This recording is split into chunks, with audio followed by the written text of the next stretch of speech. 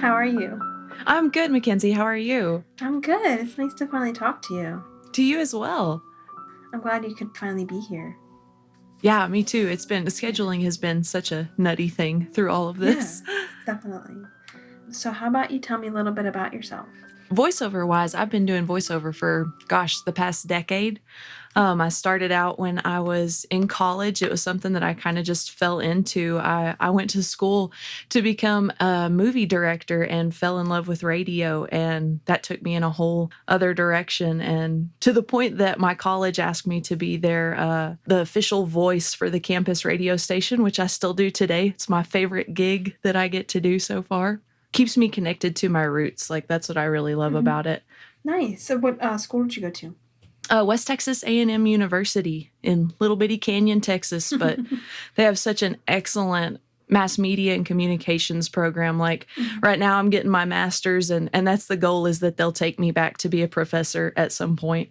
So, like, what inspired you to start voice acting? Really, it was when I fell in love with radio and started getting into that. I wanted to host a show so badly when I got there. And I ended up hosting their hard rock and heavy metal show and ended up doing that for my entire college career, and was the director of the production team, which is the team that does all of we make all of the station tags and everything. Anybody's voice that you heard on the station, that's what that team did. I think I was a junior. It was in my third year of college that they were rebranding the station, and they asked me, they were like, "Hey, do you want to be the official voice of our station?" And I really think that's what got me kicked off into like, man, I could really make this voiceover thing work.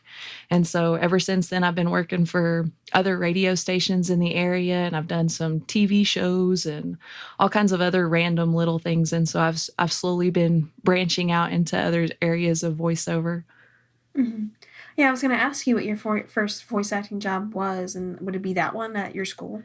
Yeah, that would be the one. Oh, okay. What was like your first one in like entertainment or like a game or, you said TV show? So once I graduated, I had some friends that worked for a local news station that was doing it was a real estate show. And Mm-hmm. so they needed somebody to come be the host and walk around these houses and talk you through these homes. So I got a little bit of an introduction into real estate too, which was kind of interesting. Totally not anything that I ever expected to be doing, Right. but that was a really neat little gig. And then I've done a couple of audio books, which that is so much fun. I really have enjoyed that because I love to read anyways. And I have been for the past 3 years. I was an English teacher, and so I was used to reading books to kids anyways. So then I got into narrating audiobooks, and that was a whole lot of fun. And I still enjoy working with podcasts just because that's so close to my radio background Mm-hmm. that we just mesh well together. Like, I understand what a podcast needs better than most other projects. So that one's been really fun. But yeah, doing a video game, that's like been a dream gig of mine since I Mm-hmm. started doing voiceover. So this project was a huge like dream come true for me, as to just kind of break into that little Yeah. niche there. Was this your first video game? This was my first video game. Wow, that's Yes. cool. Yeah, very exciting for me. That's awesome.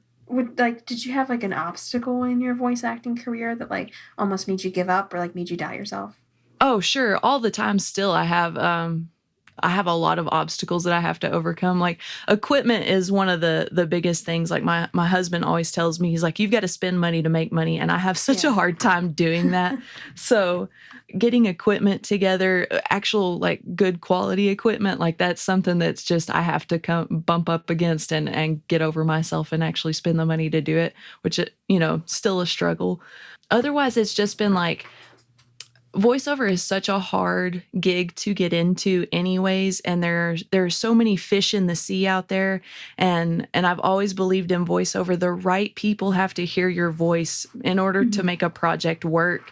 And Right. so there are a lot of projects that you're going to try out for that you're just not the right voice for, and Mhm. accepting that and still pushing through to continue moving on through the voiceover work. Like, that's probably the biggest obstacle, is just to tell yourself like the right gig is out there. You just have to keep Right. working for it.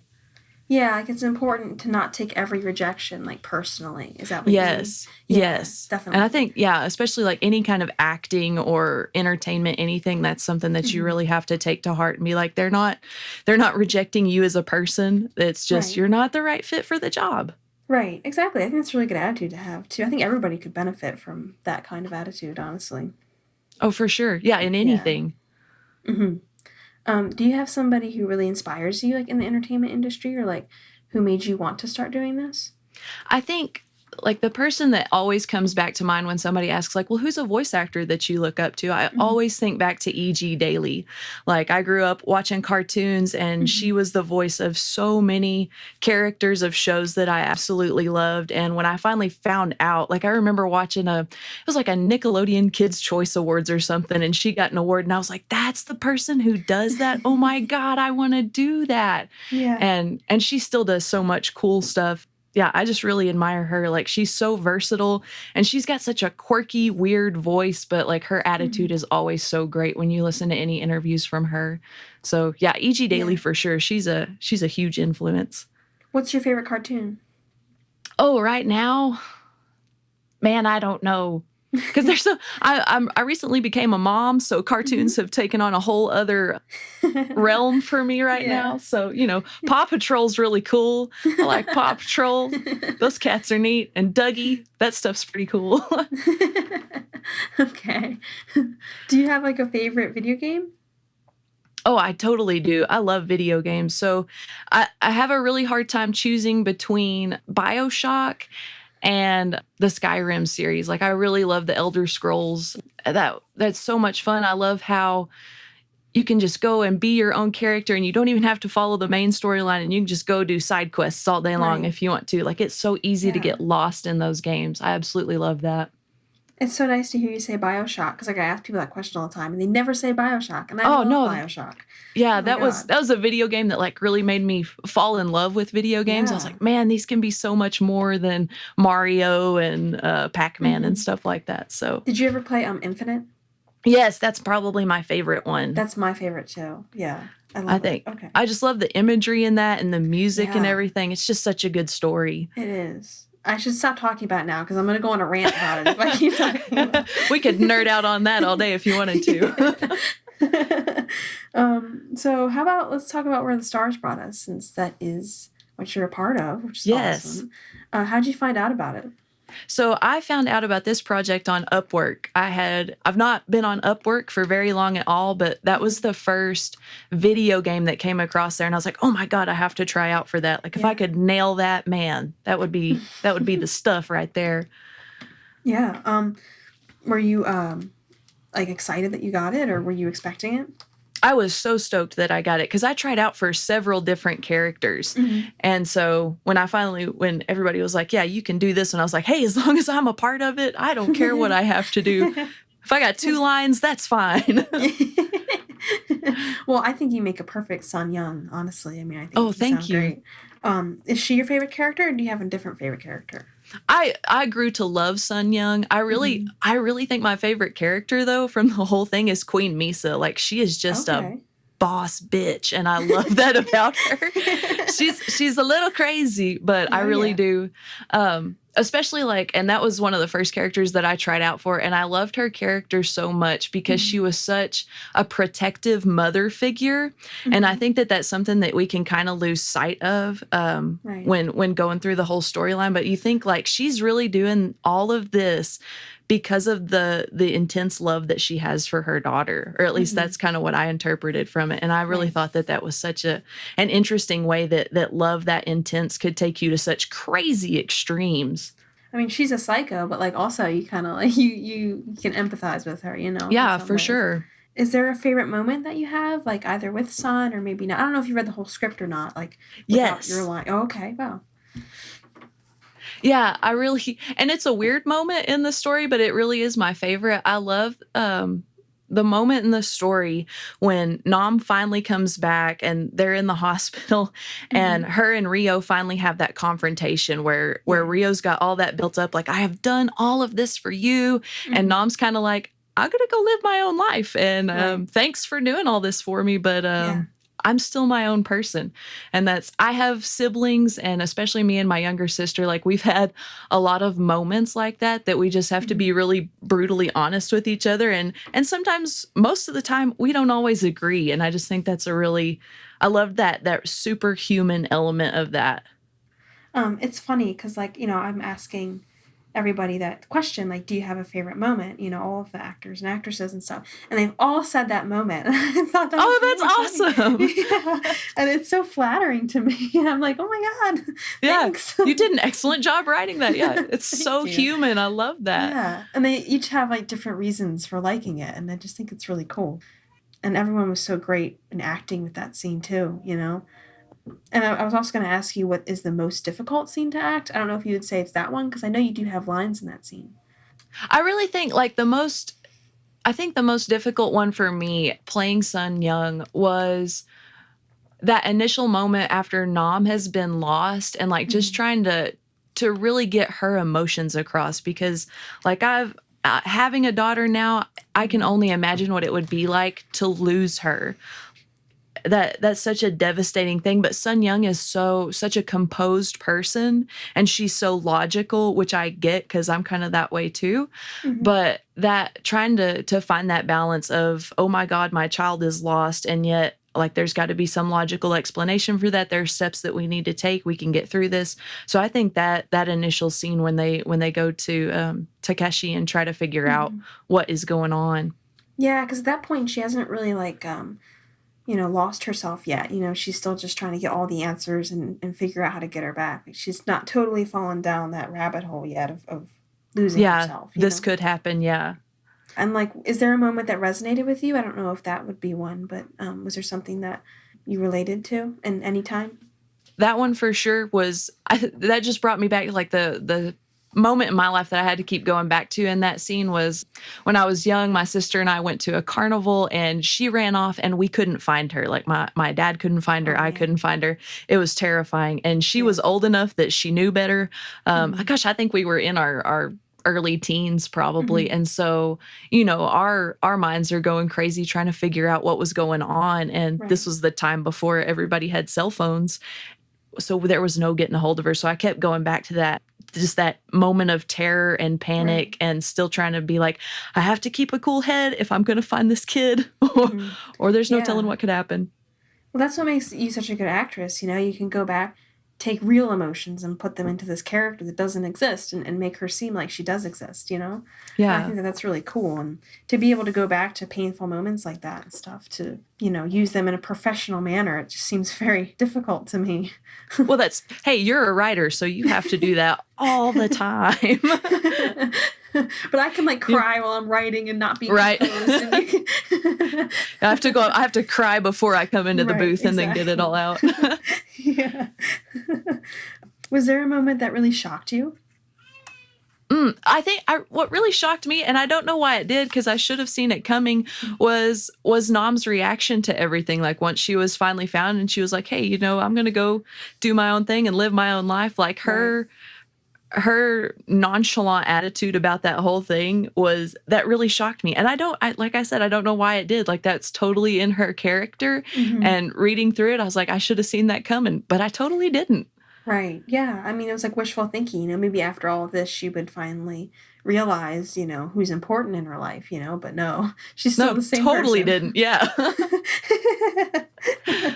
Yeah. She's a complex character, I think. I think she's has a lot of layers to her. She definitely does.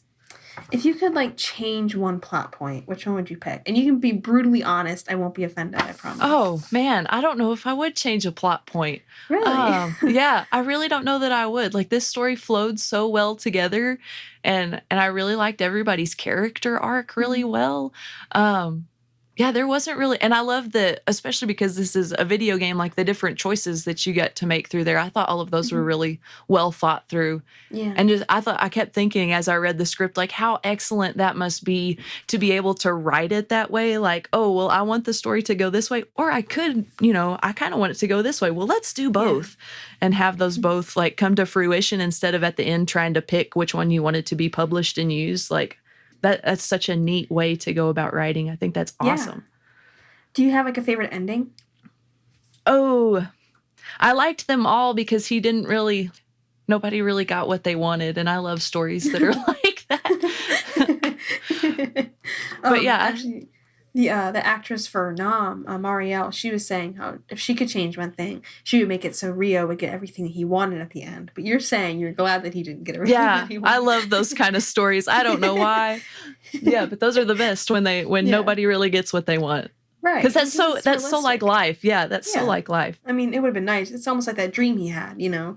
That's what he would have wanted, but obviously, you know, this is real life, so Yeah. unfortunately. And that's, and it just brings up all the questions of like how really feasible was that relationship between Rio and May? Like Right. would that have really worked out had he got to have her in the end? Who knows? Right. That's Yeah. probably going to ruin his relationships for the rest of his life, though. Yeah. Is there like I don't know, is there like a message that you took from the game, like a moral that you saw or that you Oh, interpreted? for sure. Like, and this was one that as I was reading it, I was like, man, if I were still an English teacher, this would be one that I'd bring up to my kids. Like, number one, here, come see, you can hear my voice in this. Number two, this has a really awesome story in it, and we can talk about theme all day. So let's do that. But really, like, Rio brings up so many good themes, like, because he starts out and all of his motivation is going towards, this school project that he's got to finish and this one teacher that he has to that he wants to impress, and how that leads him into a whole other realm of being almost. Mhm. I love that character arc that he takes, that he starts out so much. And I think through this whole game, like there's so many people that he's wanting to please and so many people that he's wanting to help, which I can totally relate with, being a Uh-huh. people pleaser myself. In the end, like just his courage to go forward and to do the things that he believes is right for the people that he loves. I think that's such a strong message that you can take from this game. And then Yeah. like from Nom, I think she presents a lot of good lessons too, like that no matter what other people think, you still need to make the right choices for yourself, and the things that you think are gonna take you forward and take you to the places where you want to be. I think she's a great representation of that kind of a lesson in life that everybody needs to take a little bit more account of, because I think so often we try to paint ourselves into boxes of trying Mhm. to do what other people think that we need to do, and like, oh well, I feel like I should be this type of person because this is what was expected of me for so long. And I like that Nom just kind of gives the middle finger to all that and is like, I'm going to be who I am and do what I want to Yeah. do, and Yeah. damn the consequences. I like it when anybody like interprets anything from something that I've made because that means that like it resonated, you know. And, Yeah, um, yeah. even if they all interpret different things, like I don't care, you know. Like I just Yeah, think it's cool whatever that comes people from it. right, exactly, and that's great. And I think you did an awesome job with Sun. And I just when I heard your voice, I was like, oh my god, she's perfect. Oh, thank you so So much. Yeah, she yeah, was and such a fun character to play. yeah, Like I and you got to have be a that brain perfect. surgeon for a little while, so that was so cool. Yeah, and I've always pictured her as having this very like calm, you know, nurturing voice, and you definitely have that, and it totally fit. And I'm really glad you could have been a part of it. Oh, thank you so much for letting me be a part Yeah, of it. Like this, like I yeah, said, this was a dream come true. I've always wanted to be a voice in a video game. Like yeah. if I could just do video games for the rest of my life, man, that would just be too cool for me. So yeah, I'm so glad that this could be my first one. Like that's Yeah. awesome. Thanks for being a part of it. And do you have any like career aspirations? I know you said you want to be a part of a video game, but like, is there a dream game that you want to be a part of? Oh gosh, anything from Bethesda Studios, I would Mm-hmm. be all up on, just because they've created so much beautiful stuff, and they Yeah. like a couple of years ago opened up part of a studio in Dallas, which I'm Hmm. relatively close to, and I'm it's like, man, that'd be the place to be. I love Bethesda. And I actually live in Maryland, so like they're right in Rockville. Yeah. You're right there. Yeah, they're awesome. They have great voices in their games and stuff. And I feel like it's really versatile. So like you can use all different kinds of voices for their characters and stuff. Yeah, and they have Yeah. so many different types of characters, and all of their games always seem to have a lot of characters, Yeah. so that's always Yeah. really nice. Well, I'm really glad that you could be here today. Do you have anybody you want to thank or mention anybody's name? So my husband Dustin, I could not do this without his support, and he's the best cheerleader I've got, and I can't thank him enough for all of that. And my little girl, she's, she doesn't know what mom's doing right now, just hanging out in a box, talking into this weird microphone thing. But her being in this world helped me out a lot to bring what needed to be brought to this characters. Well, that's awesome. Well, thank you so much for your time. Yeah, thank you guys.